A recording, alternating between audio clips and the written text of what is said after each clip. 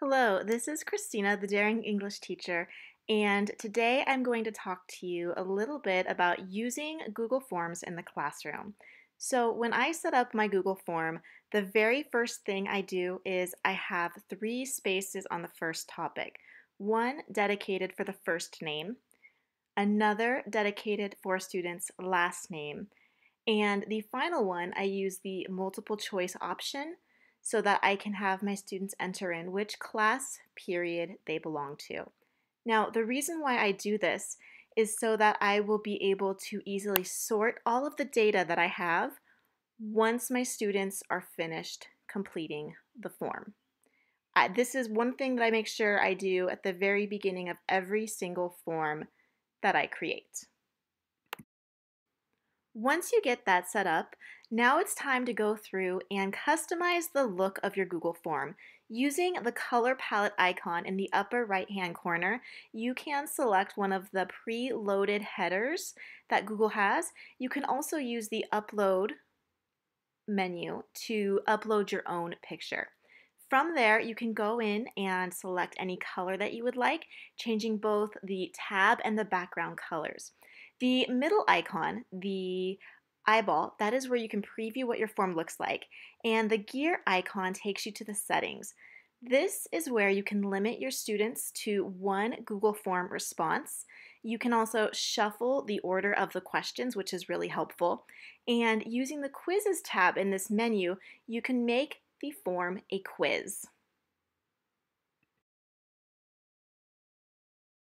Now that your Google form is set up, you are ready to start creating the questions.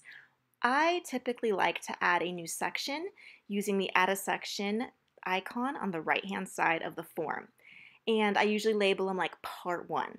Now from here, you're going to see that there are a variety of question types that you can add. You do this using the plus icon on the right-hand side. Here's an example of a multiple choice question. So what you would do is type in the question and then also type in the suggested answers. So to make this really easy, I've typed in which number below is an odd number, and only one of them is correct. I'm going to create another question now, and this one I'm going to be using the checkboxes. With the checkboxes, you can have more than one right answer, which is really helpful for those questions that have two or more correct answers. Now I'm going to use the description tool, which is located in those little dots in the lower right hand side, to be more specific with my student directions, letting them know specifically how many boxes that they should select when it comes to their answer. And especially with distance learning or with even Google Forms and using technology in the classroom, the more specific, the better.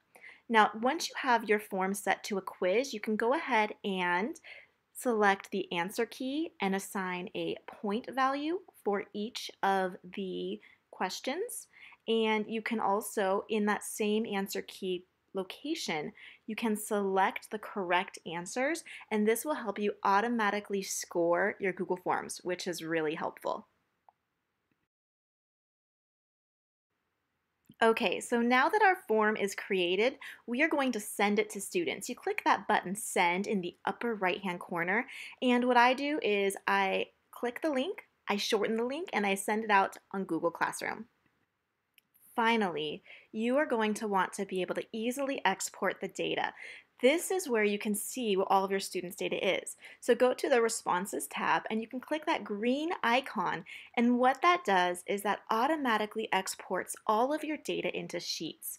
Now this is where having the students put in their first name and last name and class period as three separate entities really helps, because you can sort the data A to Z by last name, then class period, and it will all match up to your gradebook.